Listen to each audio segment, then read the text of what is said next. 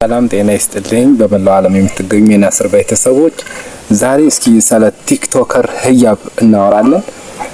ራያ ቆቦ ባህልና ቱሪዝም የምትሰሩ ሰዎች ካልቸር ላይ ያላችሁ ሰዎች በቃ አምባሳደር ብታደርጓት ብዬ እንትንላለሁ። ገና ታዳጊ ህፃን ልጅ ናት፣ ግን ብዙ ባህሎችን እያስተዋወቀች ያለች በምንድነው ስሙ ይሄ ቅልመጠጫው መዳከ ጭልጥ እስኪ አይተነው እንመለስ።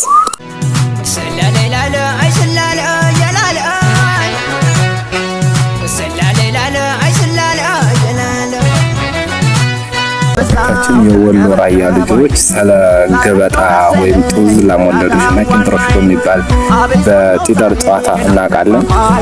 እስኪ ማን ነው ያረሳና ትዝታ ያለበት ካለ ይሄንን ቪዲዮ እንዲሁም እንመልከትላለን።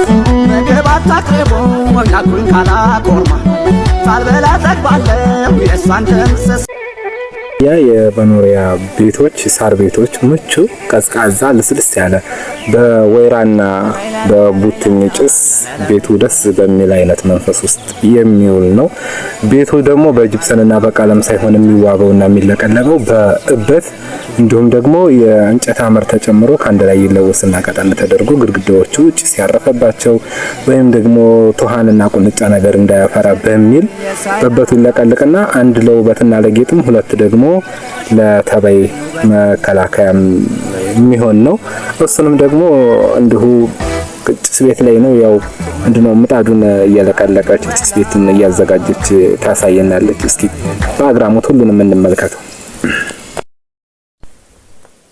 አገሩ ራያ አገሩ ቆቦ ለበሸፈታ እሱን ተርቦ ስላሌላሎ ስላሌላሎ ስላሌላሎ ስላሌላሎ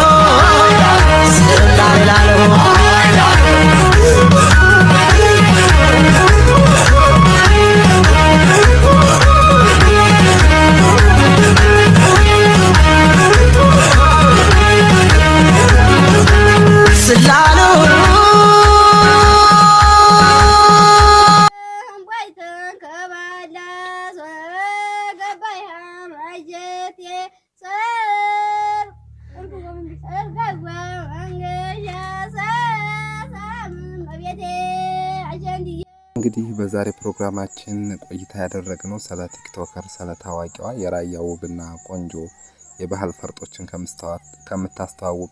ከሚያስተዋውቁት መካከል ስለ ህያብ ነበረ። ቪዲዮዎችን ያየን ስለ በዓልና ስለ ባህል ያሏትን መልከታ ያየን ነበረ። ስለ እሷ መመልከትና ማየት የፈለጋችሁ ህያብ ብላችሁ ቲክቶክ ላይ ሰርች አድርጋችሁ ፎሎ፣ ላይክ፣ ሼር እና ሪፖስት ማድረግ ትችላላችሁ። እንግዲህ ለወደፊትም ደግሞ የባህል አምባሳደርነት እጩ ትሆናለች ብለን እናስባለን በቲክቶክ አዋርድ ላይ። እዛም ጋር ሄዳችሁ ወደፊት ጠብቁ፣ ቮት እንድታደርጓት። ገና ህፃን ታዳጊ ናት፣ ብዙ ነገሮችን ስታስተዋውቀን ቆይታለች።